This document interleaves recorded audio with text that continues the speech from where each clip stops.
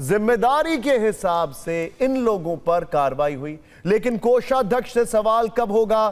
क्या उनका कोई कर्तव्य नहीं है? चाहे लूट जैसी हुई तो राम मंदिर के कोष में है। जब सबकी जिम्मेदारी तय हो रही है तो क्या कोषाध्यक्ष की कोई जिम्मेदारी नहीं होनी चाहिए?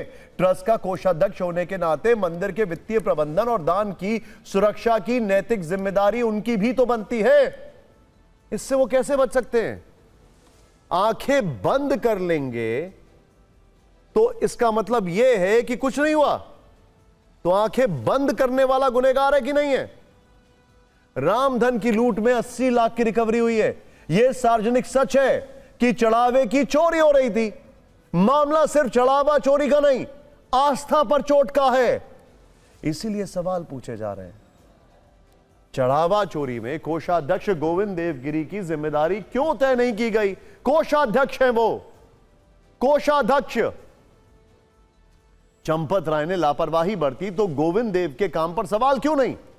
कोषाध्यक्ष के तौर पर गोविंद देवगिरी लापरवाही वाले सवाल से कैसे बरी हो गए? अगर बैंक और नौकरशाहों पर सवाल हो रहे हैं तो कोषाध्यक्ष पर क्यों नहीं? उनके कोषाध्यक्ष रहते लंबे समय तक चढ़ावा चोरी होती रही तो सच का पता चलने के बावजूद उन पर कार्रवाई क्यों नहीं हो रही है? यह भी कहा जा रहा है कि गोविंद देवगिरी के कोषाध्यक्ष रहते वित्तीय मामलों में अनिल मिश्रा का दखल अधिक था। तो गोविंद देव ने इसे सार्वजनिक क्यों नहीं किया? हमने इन तमाम मुद्दों पर उनसे सवाल किया। उनका क्या कहना है देखना तो बनता है।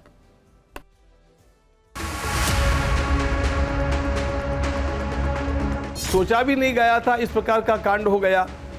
इस प्रकार के काम कभी भी नहीं होने चाहिए। अब इनमें निश्चित रूप से कुछ भूलें रह गई और इन भूलों को दूर करना हमारा काम है। मैं किसी प्रकार के दबाव में नहीं हूं। एक बात ध्यान में लीजिएगा, गलत लोगों का विश्वास करने के कारण और अनेक बार समीपवर्ती लोगों के सलाह न सुनने के कारण इस प्रकार की परिस्थिति निर्माण हो गई। तो ये जो उनके दोष हम कह सकते हैं, ये स्वभावगत है, चारित्रिक नहीं है। इन दोनों बातों को अलग अलग करके देखना चाहिए। गलती हम गलत नहीं मानते तो उनका त्यागपत्र स्वीकार क्यों करते? तो इसी का परिणाम है कि वो त्यागपत्र का स्वीकार करना पड़ा और सब लोगों ने उसको एक मत से स्वीकार किया। कोषाध्यक्ष होने के नाते, क्योंकि कोषाध्यक्ष के पद पर वो हैं, पैसों की गड़बड़ी का मामला है, तो वो कह रहे हैं कि नहीं मेरी कोई जिम्मेदारी नहीं है, मेरी कोई गलती नहीं है, तो मैं इस्तीफा क्यों दूँ? नहीं, जिम्मेदारी तो खैर है, लेकिन बाहर आते हैं और कभी कभी ये हिसाब पहुँचते हैं, ये हिसाब देते भी हैं। आय व्यय का पूरा हिसाब दिए, इसमें हमारे सदस्य लोग सब संतुष्ट भी हो गए हैं। इस देश का एक बहुत बड़ा पब्लिकेशन है, अंग्रेजी पत्रिका है, उसका अगर आप ओपन पेज पढ़ें तो उसमें एक बड़ी इंटरेस्टिंग बात लिखी है। उसमें लिखा है कि देश में कैसे अलग अलग मंदिरों में जो ट्रस्ट है वो काम करता है। एक एग्जाम्पल दूंगा, सोमनाथ मंदिर का जो ट्रस्ट है वो कैसे काम करता है पता है आपको? हर दिन का हिसाब सारे ट्रस्टीज को दिया जाता है, ये उसमें लिखा हुआ है। हर दिन का हिसाब, अलग अलग मंदिर, चाहे वो सिद्धि विनायक हो, शिरडी हो, तिरुपति बालाजी हो, हर जगह के ट्रस्ट को मैनेज करने के लिए एक प्रोसीजर होता है। यहां पर ये बैठे हैं और इनको कुछ पता नहीं है, ऐसा हो सकता है?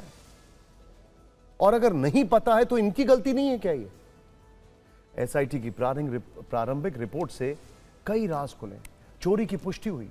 जो खबर सूत्रों से आ रही थी उन पर एसआईटी की अंतरिम रिपोर्ट में मोहर लगी है। पहले दौर की जांच में यूपी सरकार की विशेष टीम ने कई सबूत जुटाए, अभी फाइनल रिपोर्ट आनी बाकी है। लेकिन शुरुआती जांच रिपोर्ट ने मंदिर की सुरक्षा व्यवस्था और वित्तीय प्रबंधन की पोल खोल दी है। सीसीटीवी फुटेज से पता चला है कि कैसे कर्मचारियों ने करोड़ों के चढ़ावे पर हाथ साफ किया। अब आप मुझे बताइए, जस्ट होल्ड इट, कोषाध्यक्ष को, और मैं यहां पर कोई सैंडबैग या किसी को विप करने के लिए नहीं ढूंढ रहा, कोषाध्यक्ष को नहीं पता है सीसीटीवी फुटेज की एक्सेस, तो फिर आप कोषाध्यक्ष क्यों? रिपोर्ट में सुरक्षा और निगरानी में गंभीर लापरवाही का जिक्र है, लंबे समय से चल रही चोरी का प्रमाण है। रिपोर्ट में कुछ कर्मचारियों और निगरानी की जिम्मेदारी संभालने वालों पर सवाल है। अब तक अनुमान लगाया जा रहा था कि कितनी चोरी हुई, एसआईटी रिपोर्ट में पहली बार भ्रम दूर किया गया। एसआईटी के मुताबिक अभियुक्तों के पास से 78.94 लाख रुपए मिले।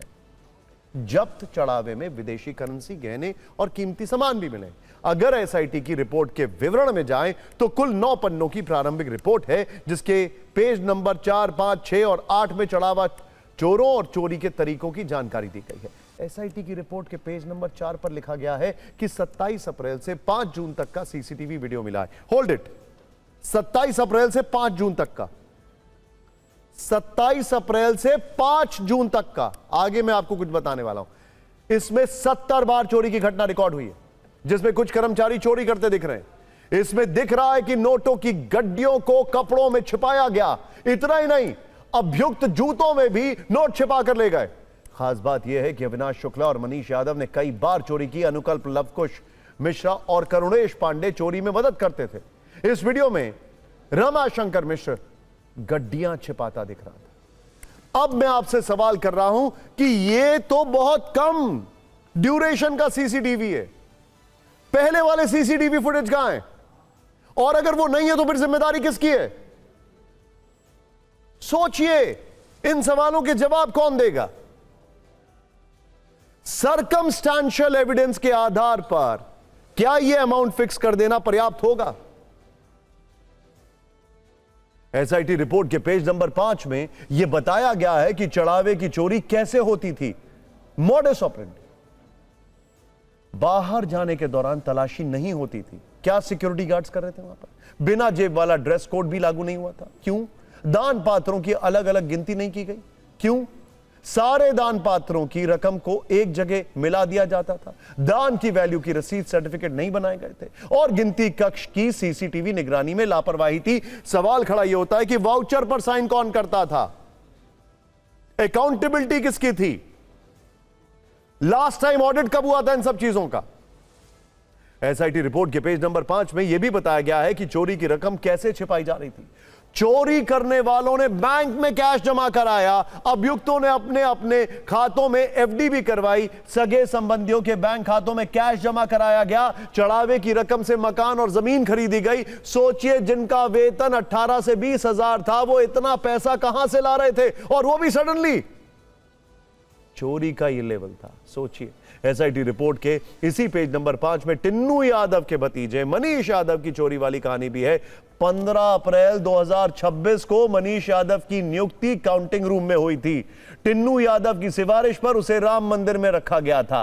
15 अप्रैल को मनीष यादव की नियुक्ति हुई और सिर्फ 26 दिन बाद 11 मई से उसने मंदिर में चोरी शुरू कर दी। यानी मनीष यादव की चोरी की स्पीड उसेन बोल्ट को भी मात दे रही थी। उसेन बोल्ट चोरी नहीं करते थे, उनके रनिंग स्पीड की मैं बात कर रहा हूं। या यह भी संभव है कि मनीष यादव को चोरी के लिए ही तैनात किया गया था। हालांकि यह सब जांच के बाद ही पूरी तरह साफ हो पाएगा। एसआईटी रिपोर्ट के पेज नंबर 6 में सुभाष श्रीवास्तव का जिक्र है। इसे अनिल मिश्रा की सिफारिश पर काम मिला था। काउंटिंग की निगरानी की जिम्मेदारी थी, कर्मचारियों की तलाशी की जिम्मेदारी थी। गिनती करने वाले कर्मचारियों की तलाशी नहीं लेते थे। लापरवाही से चढ़ावा चोरों को सहूलियत हुई और वो इत्मीनान से चोरी करते रहे। एक सवाल है, इनको इतना कॉन्फिडेंस कौन दे रहा था कि ये चोरी करते रहेंगे और पकड़े नहीं जाएंगे? कोई तो अथॉरिटी थी ना, वो कौन थी? एसआईटी रिपोर्ट के पेज नंबर 8 में टिन्नू यादव की भूमिका पर सवाल किए गए। टिन्नू यादव के पास दान पात्र की चाबियां रखने का अधिकार नहीं था, लेकिन दान पात्र की चाबियां उसी के पास रहती थी। सवाल यह है कि बिना अधिकार के चाबियां क्यों रखता था? भतीजे मनीष को काउंटिंग के में काम में लगवाया और मनीष यादव ने चढ़ावा चोरी का काम शुरू कर दिया।